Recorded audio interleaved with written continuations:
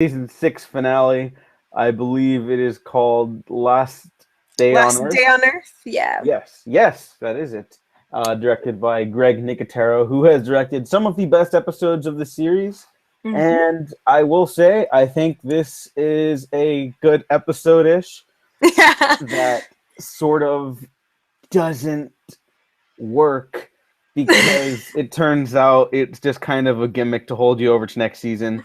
The same exact thing. No, I think the mid-season finale was actually worse because literally Mhm. nothing happened there, and this Right. one was at least building up to something.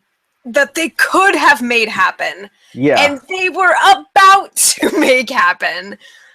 Oh, yeah. So we all know there was a big death promoted, and I mean, if you're watching The Walking Dead or if you're not watching The Walking Dead, a big death isn't going to make you tune in. You know, like you're in it or you're not.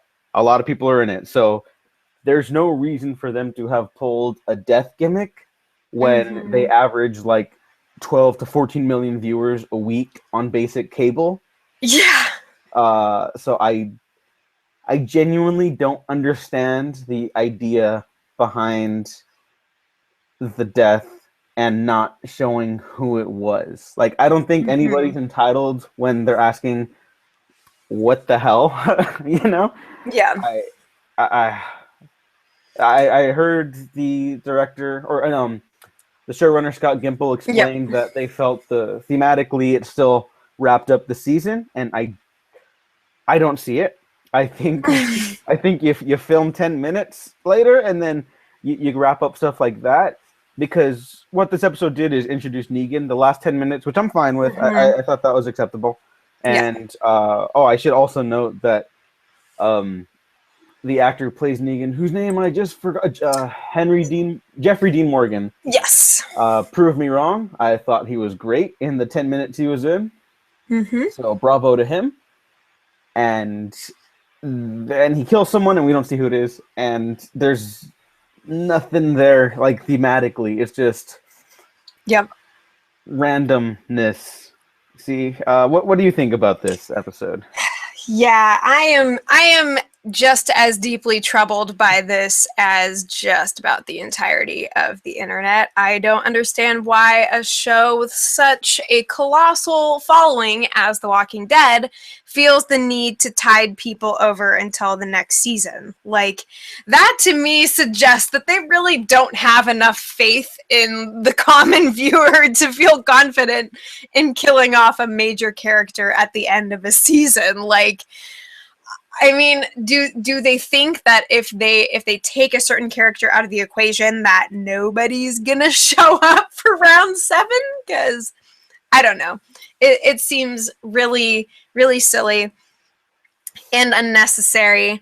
And like you said, Scott Gimple was trying to argue that like this represents the end of one era, and then the next one starts with the revelation of who it is that died and how everybody goes forward from that. But it's like, I don't know, that frustrates me so much. It's like I would rather ruminate and mourn and have the knowledge of like, okay, they're gone now, and then see how they're going to progress. Because it's like they're going to have to potentially completely try to recapture the tension of those final 10 minutes where we definitely thought we were going to lose somebody and know who it was. And so they have to, are they going to ramp all of that up again?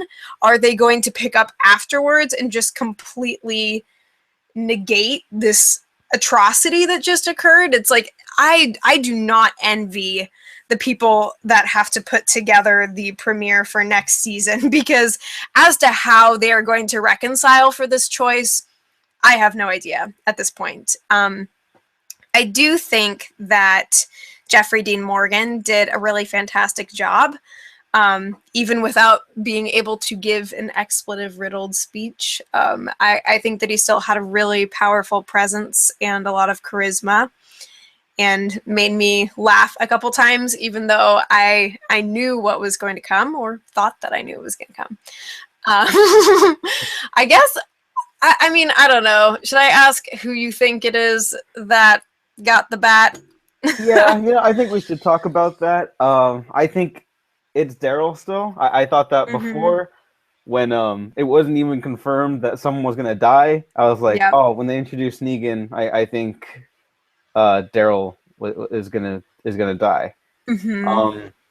I don't know if you're interested in knowing who died in the comic. If not, I won't say anything. I actually found out because everyone spoiled it for me anyway. Oh, okay.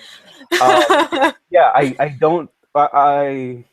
I guess I'll bring it up here if that's cool with you then. Oh yeah, that's totally fine. Okay, yeah. Spoilers for the comic. It's Glenn, and Mm-hmm. that destroyed me when I read it on the Yeah. 100th issue. I was ruined for an entire day. I didn't do anything. I read it at a friend's house, and I couldn't believe what I was reading and how graphic it was. Like it destroyed me. But it's a very well written scene. It's good. It didn't destroy me emotionally, like some bad comic book stuff that I also watched recently. Check out the other episodes on the Waffle Press if you're interested in my thoughts on Batman vs Superman. But the thing is, like, on Twitter, I mentioned, The Walking Dead's been really good these last few seasons, like really great, and I've really been championing the show. But every once in a while, specifically this season, they're doing these weird gimmick stuff, like, oh, who died, like. It's so unnecessary. They don't need it. They're better than that. They are, because we've seen them do really great. I think season 5 is where, I don't know if quality-wise it peaked, but at least it was consistent and there was no gimmicky stuff there. Yes, totally. That was around the Terminus time, correct? Yeah, Terminus to the hospital, all the way to eventually Alexandria at the end. Yeah, it's like it just kept moving, and they didn't feel the need to pull out every single cliffhanger in the book, which this past season has been riddled with. Yeah. And they're so disruptive, and they really just kind of degrade me as a viewer, because it's like, that's not what I'm here for.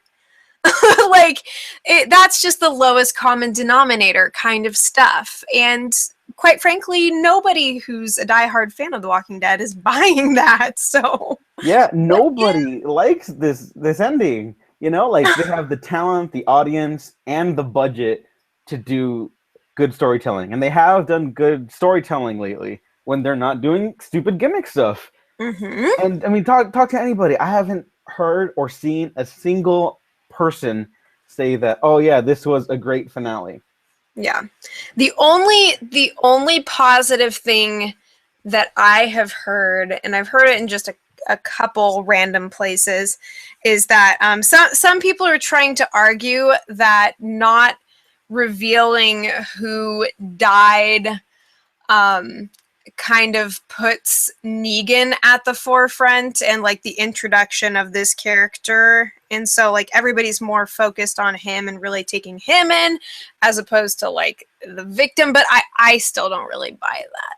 No, I think you needed to see it like it happened in the comics with Glenn, but with Daryl, who I still think it is. Because I think it's one of them. It's got to be one of those two. Yeah, like you can't kill off a lesser character because then the impact doesn't last, Yeah. And I think because it's Daryl and that character has such a big fan base, then that's probably why they're holding it off, because it's like, if Daryl dies, we riot. And so it's like reciprocal, like, oh, the fans really like this character. We don't want to lose millions of viewers, so we better not tell them. But did the fans just ruin the finale? Like, did we bring this on ourselves? No, no, because we didn't write a bad finale. Or we didn't end a pretty good finale with a bad ending that just makes no sense thematically or anything, Lee.